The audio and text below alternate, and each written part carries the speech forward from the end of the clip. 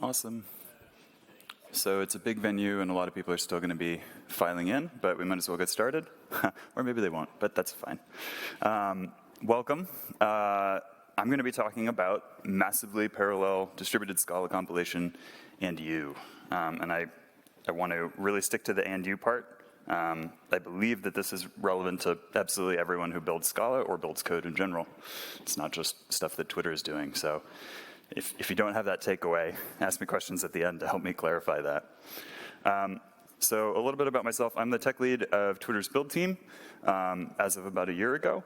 And I hope to tag team out with one of the other excellent folks on our team so that I can code a little bit more. But Twitter is still very much a Scala shop. And we have more than 10 million lines of handwritten Scala code and many millions of lines of generated Scala code. That hasn't really changed. The ratios between the code bases that we have has stayed pretty steady. Scala has continued to grow at a rate faster than most other languages we have. But what is the trajectory of building code? And in particular, maybe building Scala code. These builds should contain a lot more Scala code. That would be great. Maybe some Scala 3 code. And they should be a lot faster. But that represents a little bit of a paradox right now because Scala code takes a while to compile. That's fine. Scala, the rule of thumb is sort of that Scala takes something like 10x the time of Java to compile, right? But there's a long tradition of high-level languages taking longer than their low-level counterparts to compile. C and C++, and then things like Haskell taking a long time, Rust providing a whole bunch of abstractions that cost you a little bit in terms of performance. But we'd like them also to be faster. So the status quo of builds today in open source is that in CI, maybe it's Travis or Drone or something, you have some amount of caching and CI times that probably float up into the 15-minute range. There are amounts of time that people are comfortable waiting, and you sort of have these natural plateaus. On laptops, you might have cold builds that take minutes, and you don't really have an expectation that if you are checking something out that you have to build it. You expect that you will have to build it. And it's probably the case that the project sizes that are built in open source are lightly constrained by this because the amount of infrastructure you just get out of the box isn't really there. And so if you wanted your CI if you wanted to build significantly more code and still have your CI take 15 minutes, you'd have to build a lot of infrastructure to make that happen. And if you wanted your cold builds on a laptop to continue to stay at a comfortable level, as the project got larger, you'd have to build a lot of infrastructure. And that probably puts a cap on how large projects get. At Twitter, we've built some of that infrastructure. So although we have many millions of lines of code, the submit to master step is still about 15 minutes, and in some cases lower. We have parallel builds with distributed caching, in the sense that when you're building that monorepo and it contains something like 30,000 targets or projects, the worst case build is something like 45 minutes across 700-ish machines. And then on laptops, cold builds mostly hit the cache. Cold in the sense that I have not personally built something that someone else has built, in particular CI has built.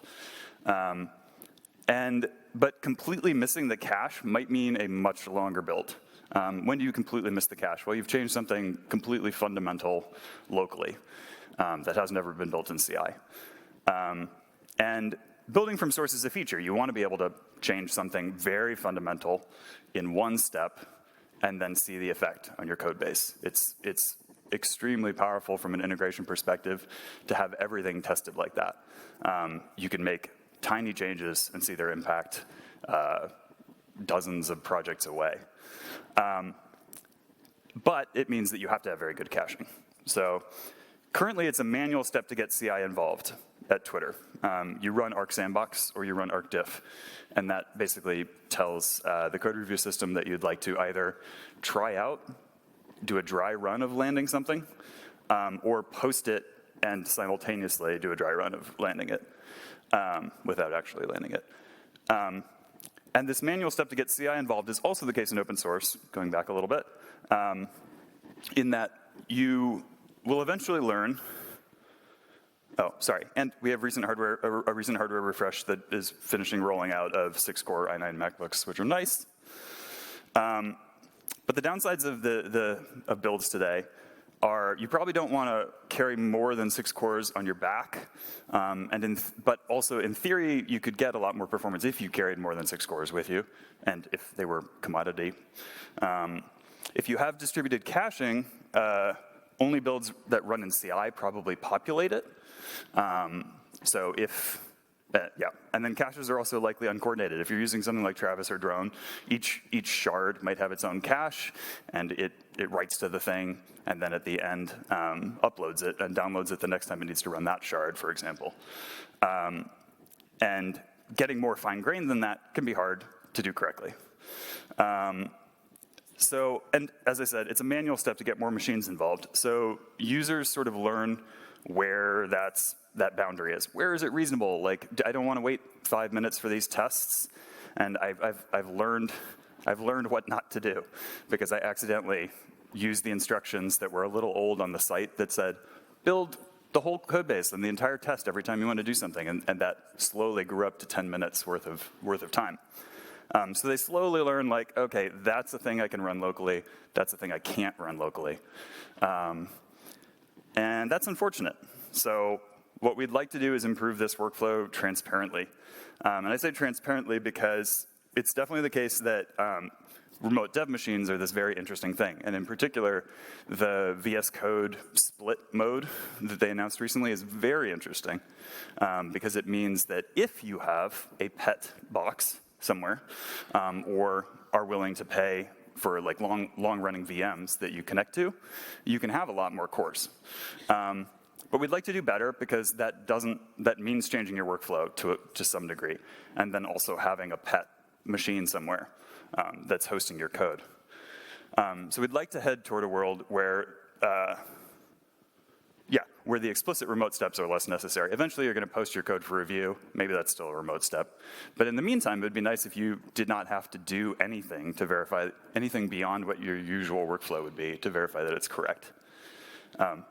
Until projects catch up again. Every time you make things faster, projects catch up by growing larger. So this is another talk in a continuing story. Most recently, Eugene gave a talk, Eugene Bermacco, who, moment of silence, gave a talk at Scale by the Bay about RSC, and that will play a part here. Twitter also, I think, has another talk in this conference about Graal. And I'm not going to talk about Graal the runtime, I'm going to talk about another component of Graal. And then also, I've previously discussed how Twitter builds Scala from source, and it's relevant here. So one thing I want to say, though, is that what I'm presenting is a very long-running project, and we are on the cusp of having excellent results from it.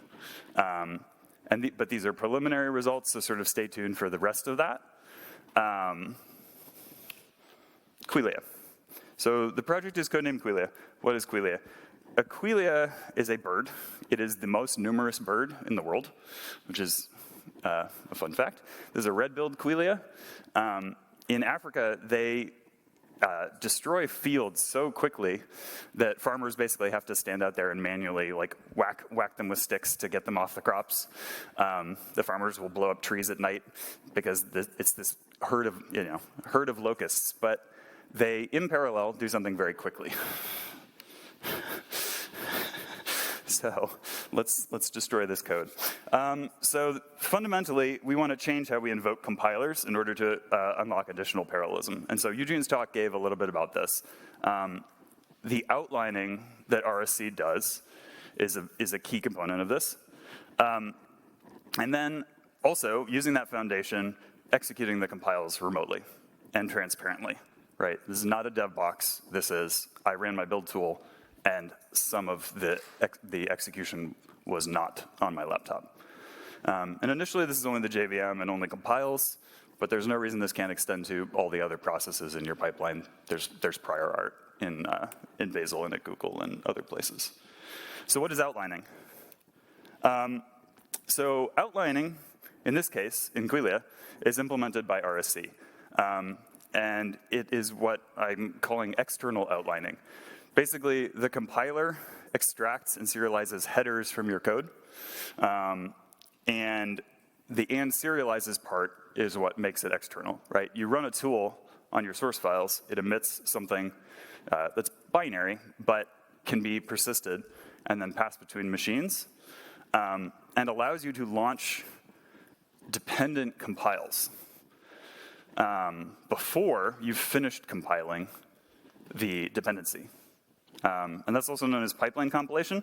So I'm gonna straight up use Eugene's slides on this section. So given this example, you have a target A that takes 2 seconds to compile, a target B that takes 1.5, and a target C that takes 1 second.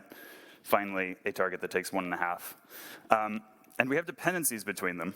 So B and C both depend on A. They can't start until A has completed. And D depends on C and can't start until C is completed, compiling, right? So these are the compiler running and then completing.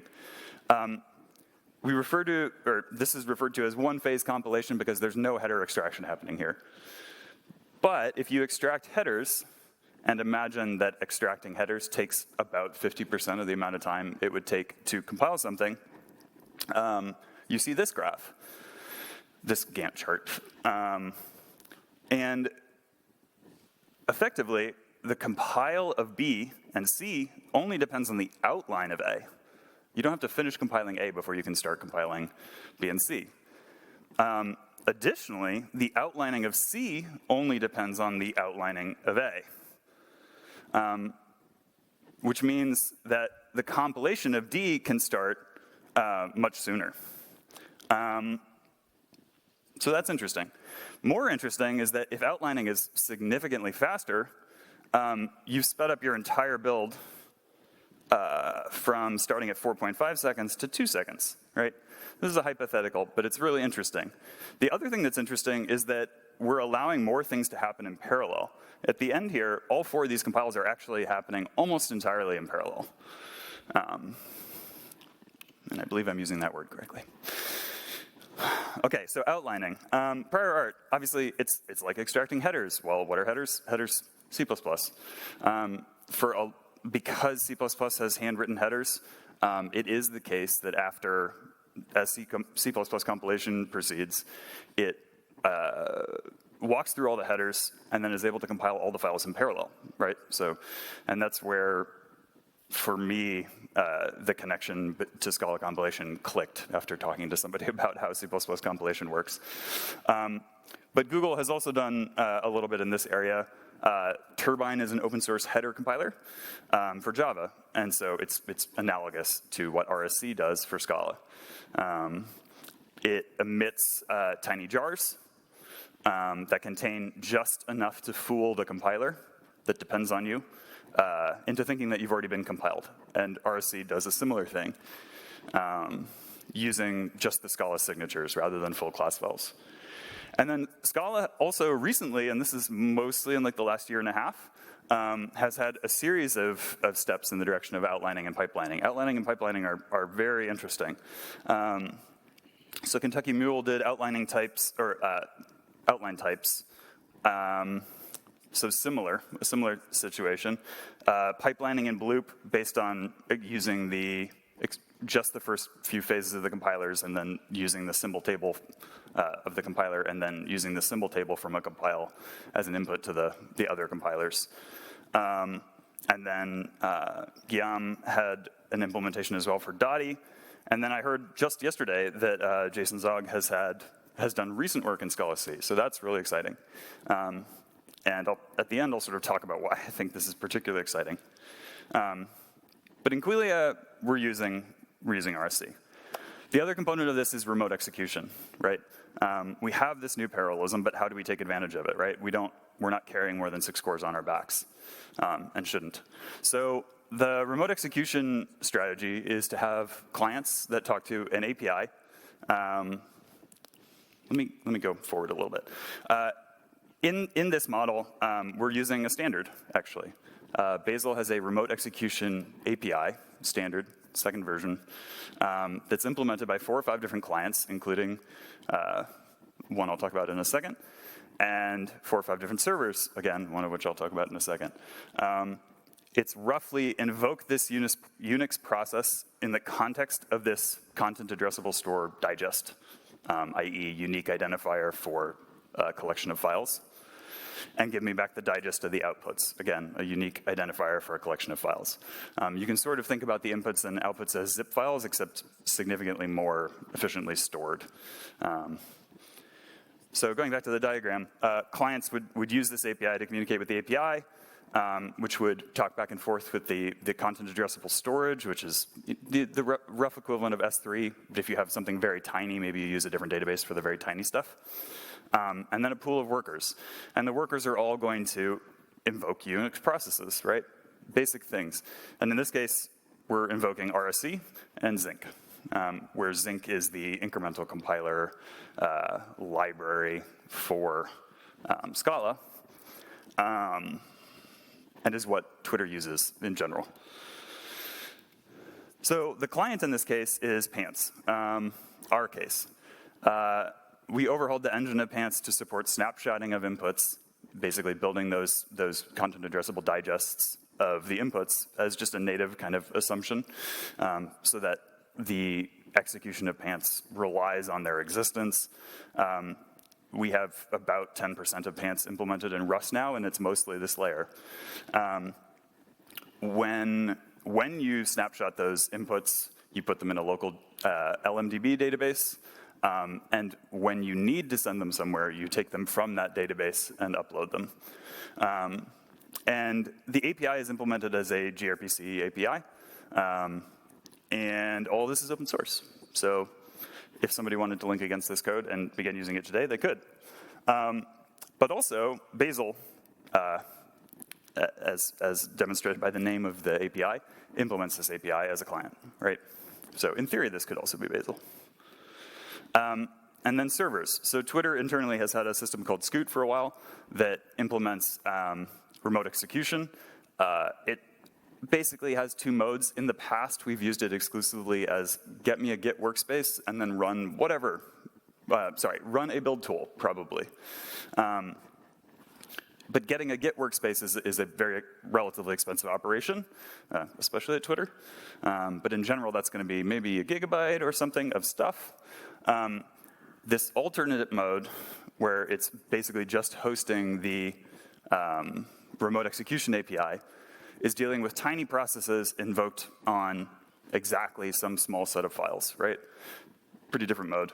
But this could also be one of the other implementations of the back end of this API, right? Google has something called RBE in alpha now, which is very interesting, and they won't quite commit to whether it will definitely become a product, but it might. And then there are open source implementations called Build Farm and Build Barn from Uber and Bluebird, right? So there are options.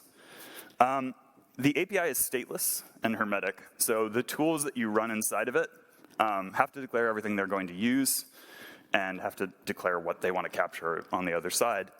And so generally that means you bring your own binaries because you don't want to assume anything about the execution environment. All of the workers have little local caches of the cast contents, and so they won't have to go to the network to actually get the compiler, for example, or the JVM.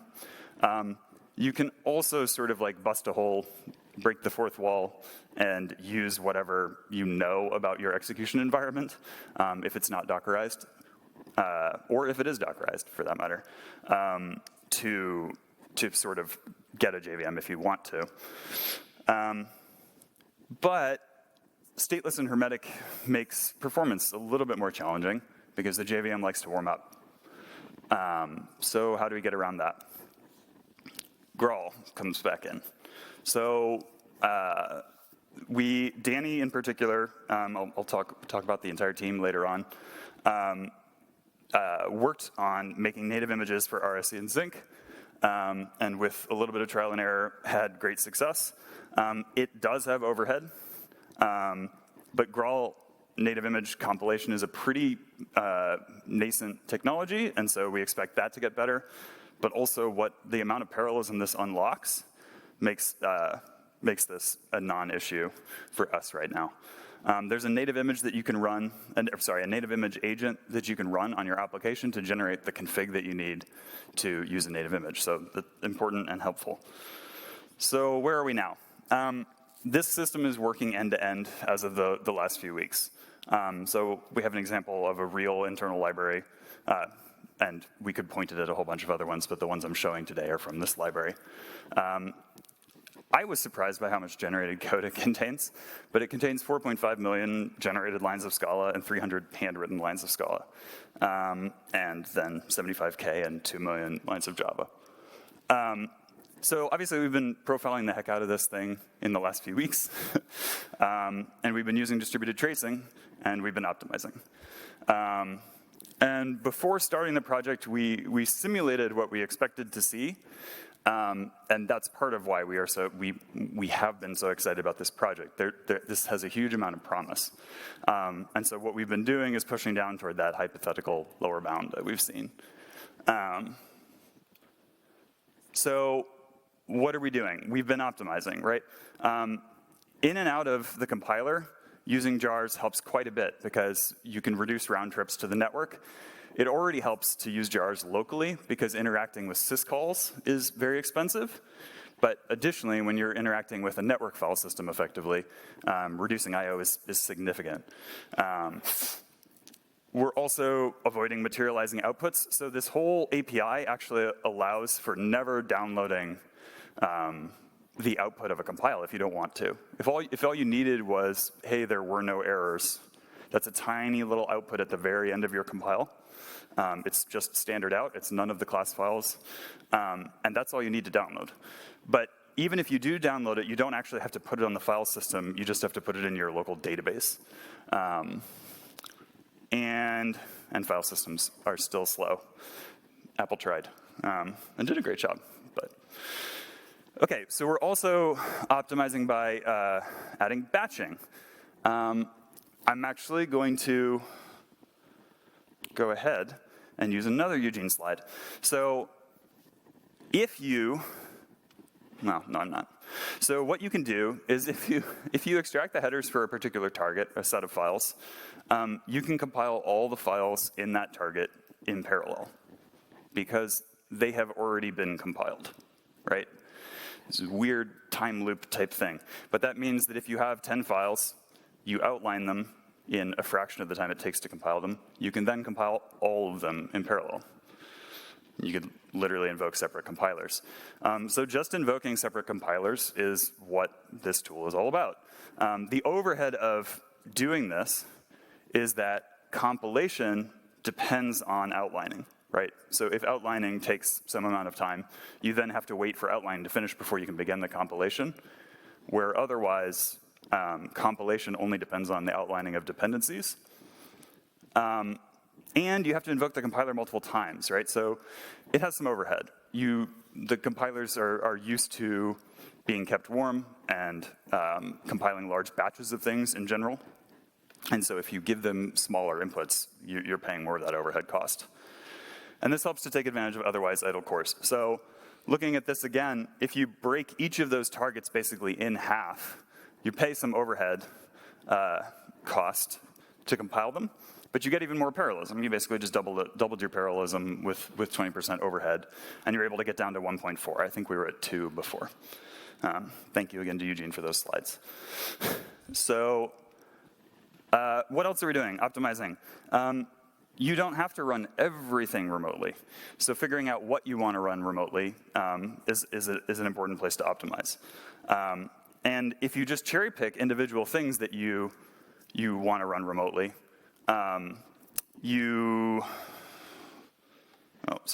If you just cherry pick individual things, you can say this one doesn't take very long. I know it doesn't take very long. I'll run it locally. It has high remote overhead for some reason, right? We haven't done any of that for our demo, or not demo, but for the result I'll show, but we think it will be very important. And finally, of course, I've talked about the ratio between the compilation time and the outlining time. That's critical as well. So we've been doing a lot of profiling. Win has been doing a lot of profiling and optimizing of RSC. And getting that ratio down is super helpful. Okay. So as I said, we've been doing distributed profiling. I'm going to rely on video compression not to leak any secrets. What you're seeing here is a Zipkin trace, 15 seconds worth.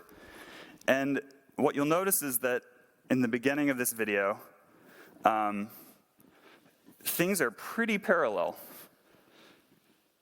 And this is what 100 cores worth of parallelism looks like, right? There are a whole bunch of compiles happening in parallel. But what you'll also notice is at the end, we have this 1, 2, 3, go. The long tail goes off the end. Apparently I'm going to need to skip some other way. The long tail swoops off to the end here. There is a long tail. We still have to investigate what the long tail is. We have a pretty good idea that it relates to cycles between Java and Scala, because what we haven't done yet, not cycles, sorry, paths that alternate between Java and Scala. We are not currently outlining Java code, and that means that if a Java compile sits between a Scala compile and another Scala compile, the Scala compile has to wait for Java, and Java has to wait for the full compilation of the Scala code. We think that's solvable. We will also confirm that hypothesis before continuing to implement it. Yeah, but where is the result? Like, what is the result? So again, doubling down on the caveat emptor, this is really new, and this is today's result, but by tomorrow it will be history already. So performance has doubled in the last week. Part of that was that we had our entire team in London, which was awesome. Very excited. So cold compiles. Cold compiles using Nailgun, which is a little server that keeps a zinc instance warm. On 4 cores, which is what this laptop is a 4-core box, takes 628 seconds. 8 cores, which is apparently not something that you can carry on your back. We don't have the 6-core number here. Is 430. And the interesting thing is at 16 cores, you're a little bit slower. I could fill out that graph a little bit more, but you've reached the limits of parallelism for this target, right? This set of 700 projects that we're compiling. The graph shape without outlining, I'm sorry, and this is without outlining, right? Zinc only. The graph shape without outlining means that you can only extract so much parallelism. And so even if we were to give people bigger boxes, we would not be able to utilize them. So RSC and zinc, using 32 cores is just about as fast as 8 cores, right? So that's not wonderfully exciting. But using 128 cores, it's faster than 8. So it's faster than something that you can carry on your back. This is the beginning of something very, very, very exciting. And it might be weeks away from being massively more exciting. Stay tuned. The other thing, though, is that benchmarking cold compiles doesn't actually show all the benefits of remoting. We were talking about workflows. And remote execution allows for this transparent thing where, because the compiles are happening remotely in a hermetic environment that basically can't possibly, quote unquote, be polluted, you can put the outputs of those compiles in caches immediately. So all of people's edits can be cached. And that means, like, if I merge master into my branch and I had significant changes in my branch, I'm going to see a cold compile. I'm going to populate the cache, and everyone else using my branch is populated. I didn't have any sort of manual step to basically say, I'm about to share this branch, should I warm it up for people? Which is a thing that people sort of have to do at Twitter. And also, I referenced not needing to download things. If you assume that tests are remoted as well, which is very, very useful as well, because tests are embarrassingly parallel without any sort of outlining, right? If you have 100 tests, you can run them all in batches on a remote machine. This means that you actually get that uniformity I was talking about. You can run as much of the repository as you'd like without really thinking too much about it. So what are the next steps? For us, we're going to continue optimizing because we're on the cusp of having an excellent result. We will probably outline Java. Our simulations didn't show it being a massive speed up, but it's looking a little bit like in reality it's more significant than we thought. And most likely that will be either RSC adding support for parsing Java such that it can produce an outline for that Java code, or using Turbine, which is Google's Java header compiler. We will also potentially do dynamic batching, because one of the things we've seen is that having a big knob in terms of what the maximum number of files to compile at once is a little bit limited, in the sense that if you encounter any large target near the beginning where we already have all of that parallelism, we don't want more parallelism, right? So you want to do something closer to fork join, where if I have extra parallelism, break it up, otherwise don't. Also, speculation is very important, and speculation refers to making 2 attempts for something and then taking the best of them. And in this context, that might look like waiting on the order of 50 to 100 milliseconds after starting something in your more desired location, and then starting it in your less desired location, in hopes that the less desired location ends up being faster than your more desired location. And so local remote, that might be, if I'm on a shoddy internet connection, I might speculate by starting locally and then only kicking to the remote if my local compilation has taken longer than some amount of time. And generally, you tune speculation via percentiles. So if I've made it past my 50th percentile or my 90th percentile, I want to try to remote something. Or vice versa. If you're running in CI, maybe you want to speculate remotely and only start compiling something locally if it takes too long. Finally, the input fetching. So this running of Unix processes in a cluster, we have potentially encountered things about the API that we believe can be improved to allow for more prefetching, so you spend less time on startup. It's already pretty low. We're spending significantly less time starting up processes than we are running them in most cases, but there are other cases where the process is pretty short-lived relative to what it needs, and so we could always go faster there. The other thing is, it's possible to make the fetching of the things the process needs to run async with the process running if below it you're using a fused file system, because you can be backfilling the things that it might request as it starts, and possibly beat it so that none of those file system operations actually end up blocking.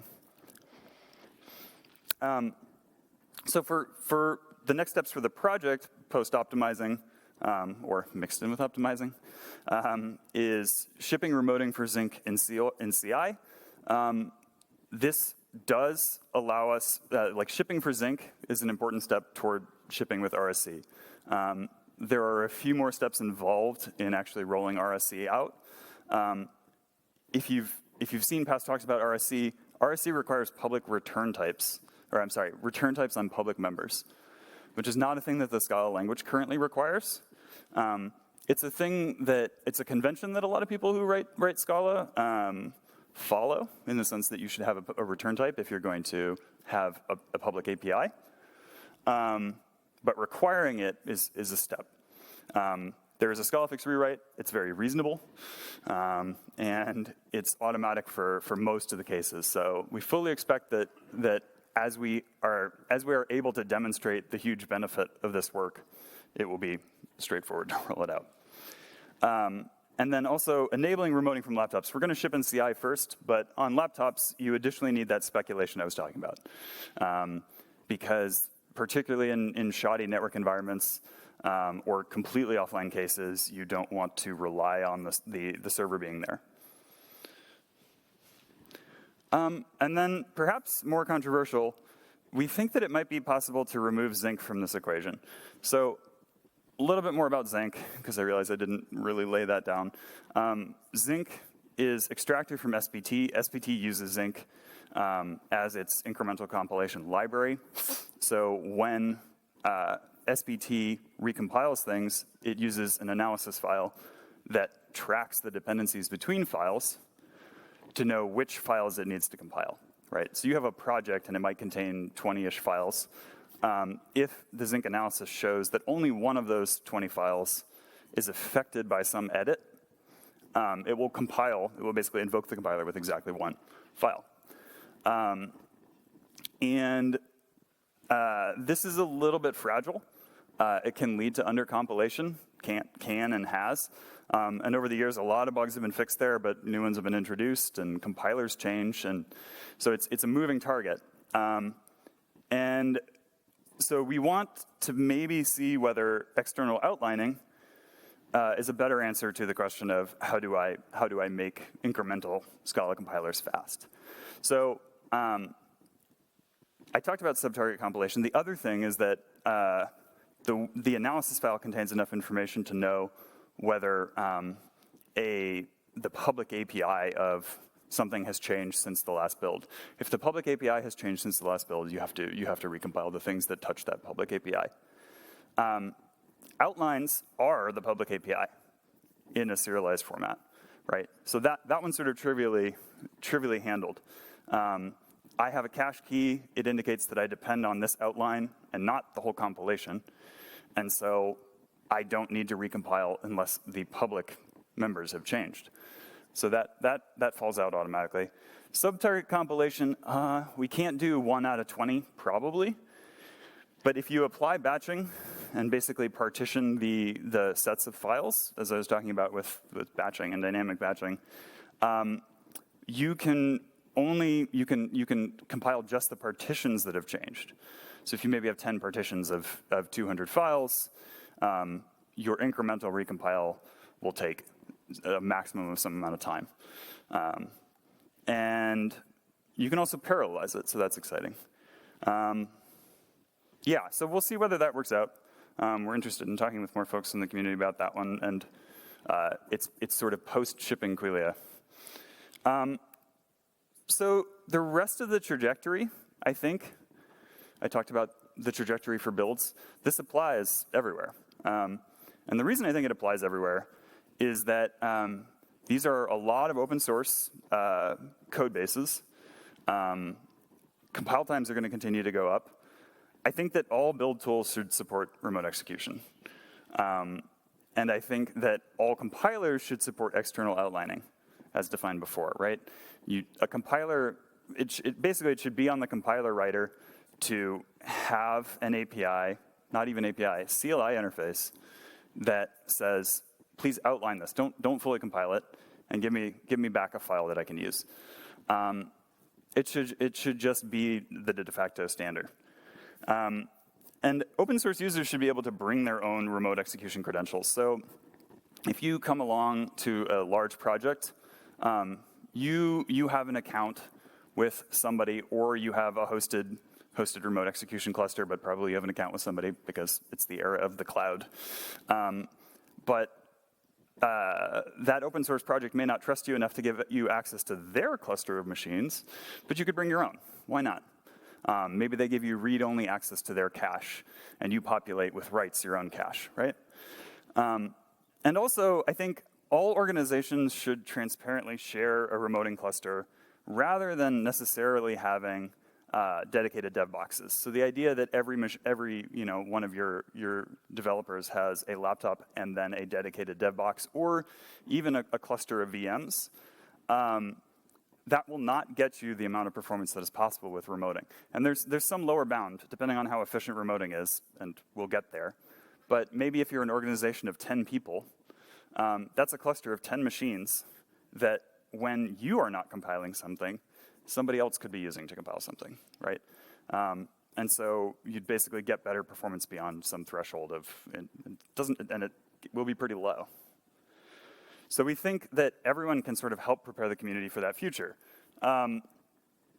And there are multiple open source implementations of the remote execution clients, but there should definitely be more, right? This is a very basic, at a high level, it's a very basic API. It takes some time to implement, but there are reference implementations in Java and Rust and I think Python as well. And it should be integrated with basically all the build tools, right? We should have transparent support for doing this if I bring my credentials along.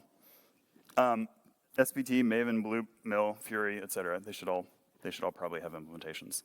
And then the servers exist. Also, the Google RBE service is a thing. So even if you didn't want to host your own cluster, you could do that. And I do hope that somebody will take one of the other open source implementations and host that to help give Google make them sweat a little. And then also, there are multiple nascent implementations of outlining for Scala. I sort of referenced a few of them earlier. We think that polishing and externalizing, importantly, like making this a thing that the compiler emits somewhere to disk, is an important thing. If you also have a way to use it in memory, that's fine. But making sure that you emit it is critical for this model, for the shared nothing sort of model. Yeah, so we'd like to basically make external outlining for parallelism and change detection a de facto standard. There are a whole bunch of language communities in which it is already the standard. So in conclusion, I did relatively little coding on this. I'm incredibly proud of everyone who's been involved. This is bolded, but you can't tell that. Daniel, Danny, Nora, and Win in particular, and Drew, I wanted to call out as having spent a huge amount of time on this. The rest of the team has been coming up to speed on all of their efforts, and it's awesome. On that note, we're hiring. We have 7 positions within engineering effectiveness, which is Twitter's developer productivity team, in SF and London, and the London team is kick-ass as well, so nearby. And we will likely, be making a push to improve IDE support later this year. Olaf of Metals fame is joining us in London, which is super awesome, and we're very excited about that. No promises that we will switch to Metals, but it's looking pretty shiny. And we have tons more hiring within the platform org at Twitter. We invest in this tooling to make the lives of all of our Twitter developers awesome. And we write open source code to help the community in general. And we're hiring. Thank you.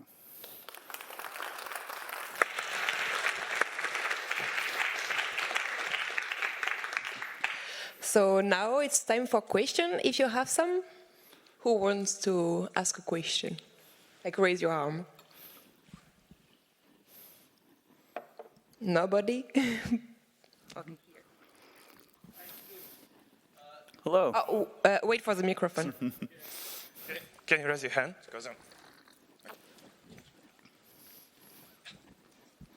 So you said the outlining plus remote execution was about the same speed as the local execution, including the overhead from using the Graal native image. Mm-hmm. Does that mean that without overhead, it'll be twice as fast? So I didn't put the number on the slides, but without any overhead, simulations show that this can be something like 16 times as fast. Okay. Yeah. There are a huge number of different overheads, and we basically started optimizing in the last 2 weeks. So the timing was not completely ideal because I think the previous Friday, the system began working end to end. So this is just extremely nascent. The simulations show significantly better speedups. The Graal native image aspect is probably not the largest overhead right now. We have a whole bunch more. Yeah. Who has another question?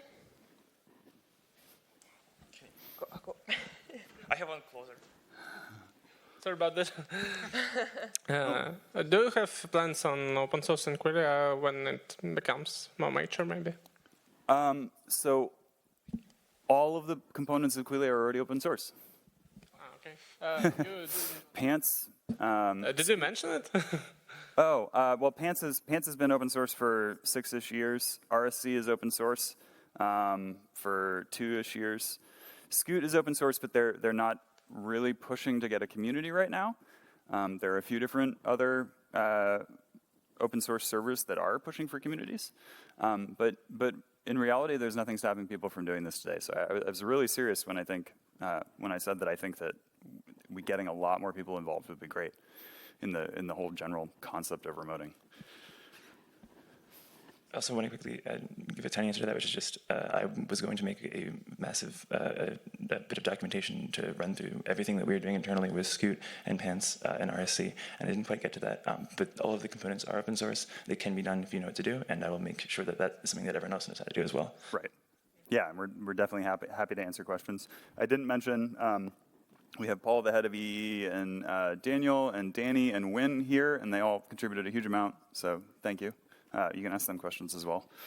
So adding public types to methods, if you do it just globally, it tends to slow things down, I found, in experimentation. So you're saying you'd want to do it on public methods for RSC, but how do you enforce or ensure your developers privatize appropriately? As in, how do you keep a public API versus the default being public? Right. The convention is definitely will definitely sort of grow out of how it feels to do this, I think. I expect that being forced to add a return type on something that is public will be a good thing in terms of forcing you to consider whether you needed it to be public, right? It will probably lead to more private things. And so public by default means you will need a return type by default. You need the private keyword in more places. You're sort of trading off the private keyword versus the return type. We hadn't measured the slowdown by adding return types, so we will. So I did some experiments doing it globally and found that it tended to make things actually slightly slower. Yeah, interesting. Okay. But interestingly, in my talk tomorrow, I'm talking about doing the privatization automatically as well. Awesome. Which is that'd be cool thing to see. Thank you, Rory. Maybe a last question? Then if there is no more question, then you can go to lunch. And I have a little announcement. We have a diversity lunch. It is for people who are from a minority who is not well represented in the Scala communities. So if you want, it is at Gina. It is in the restaurant next to the Migros just when you go out.